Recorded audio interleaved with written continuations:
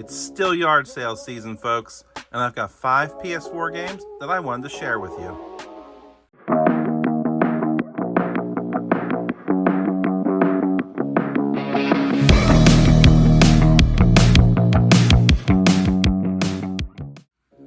The first one is A Plague Tale: Innocence. I played this one on Game Pass 2 or 3 years ago when it was out. And I'll say something one of my friends told me when he suggested that I play this. He said, it's not so much a horror game as it is a bunch of mini challenges that you need to get through in order to beat each level. And what he meant by that was as you're sneaking around, because this is a very stealth-based game, but as you're sneaking around, don't think of it as a giant level to get through. Think of it as small pieces to get through. So maybe I'm going from my current location to the house that I see off in the distance. And how would I get there? Would I go around the fence? Would I cut through overgrown brush? Would I go through a house or underneath a house or on top of a house? Everything was just broken down into small problems to solve. The characters are super likable in this game, and highly recommend that you give A Plague Tale: Innocence a try. Whether it's on a streaming service or the Xbox or the PlayStation, I really don't think you can go wrong. I happen to find it here for the PS4, and I'm super happy to add this to my collection. Next up is Psychonauts 2. And like most of you, after playing the first one, we waited years for another version to come out, a Psychonauts 2. And I'm ashamed to say that I have not played it yet. I was totally aware that it came out, I just did not get it. Now, one of the reasons why I probably didn't get it is because I don't buy a lot of digital games, but this is from I Am 8-Bit. And if you're not familiar with I Am 8-Bit, they're similar to limited run games in that they produce a small set of games for sale. And then once they're sold, they're gone.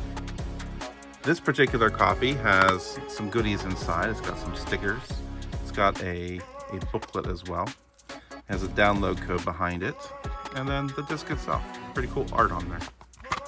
So I am very happy to add this into the collection, and I'm very much looking forward to playing it. Next we have Ultra Despair Girls, and I'm going to butcher this. Danganronpa? Another episode. I've never heard of this game. When I saw this on the table at the yard sale, I just picked it up. I've literally never seen this. I've never heard this. That's not to say this might be a completely popular series that I'm just not aware of. I made a video in the past of popular series that I wasn't aware of and got butchered for it. But yeah, Ultra Despair Girls. It looks interesting. It has a really cool art style to it. I don't know if this is more of like an RPG or if this is more of like a shooter or what kind of a third-person shooter. I don't know. Right? It just looked like it was really interesting to me. I'd never seen it before.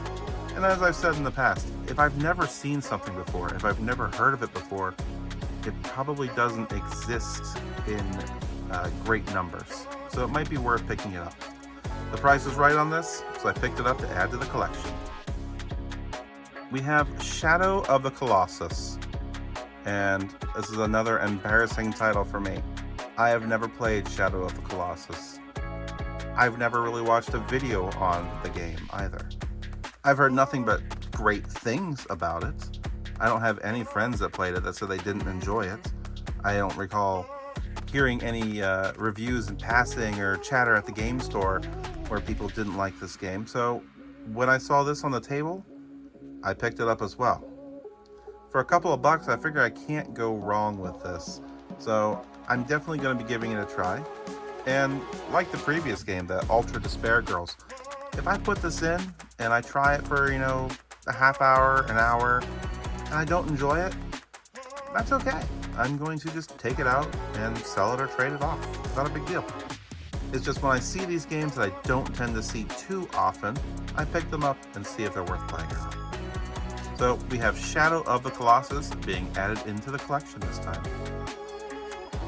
And the final PS4 game that I found is Kingdom Hearts: The Story So Far. Now with this, I've broken one of my rules. If I already have the game, even if it's in the individual discs, so I had Kingdom Hearts 1 and 2 and 3, I'm looking at my shelf over there, my other ones. I've got these games already. So what I did here was a bit of a selfish pickup. It was cheap. I'm going to save a couple of space on slots on my shelf for some space and replace a couple of games with this one compilation. So the Kingdom Hearts story so far has a lot of different games in it. What do we have? We have Kingdom Hearts Final Mix, Chains of Memories, 358 over 2. What's that even? Is that how you say that? 358 2 days? Kingdom Hearts 2, the Final Mix. Oddly enough, 358, I played that on the DS. I didn't even know how to say it when I had it on the DS originally. Kingdom Hearts 2 Final Mix, Kingdom Hearts Birth by Sleep, Kingdom Hearts Recoded, Dream Drop Distance.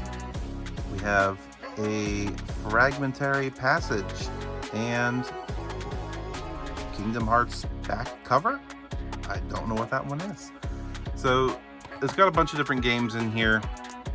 Definitely not going to play them all at once, but I tend to play some of my games randomly, and if I let the randomizer choose what to play, I'll just pick the earliest one on here that I haven't played yet and give it a go.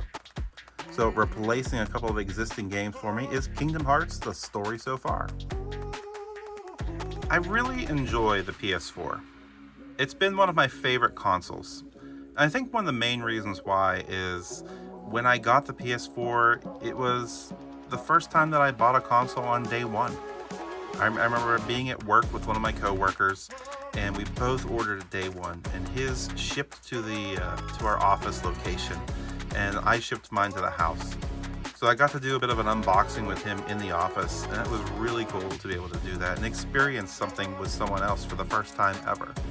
Because up until that point, I did play games, but I played on different consoles from my friends.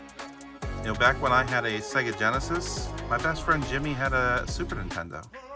And then he got a PlayStation, and I played on my brother's N64. And then I ended up getting a Dreamcast, and he had another PlayStation 2. So it was just always playing on different consoles.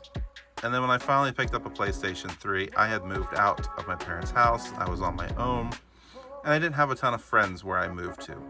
So I was really just gaming on my own. But then the PS4 comes around, and I had made some friends, and we were playing games together. And the PS4 offered a very lofty, crazy idea that you could share your view with other people, and they could help you beat the games or watch you play the games. And I thought that was such a cool idea that if I was getting stuck in a level, I could invite one of my friends to join in and help me out remotely. And while I never took advantage of that, I really bought into the PS4's vision of community and overall just being a great media device. So the PS4 has grown to be probably my favorite console that I've ever owned.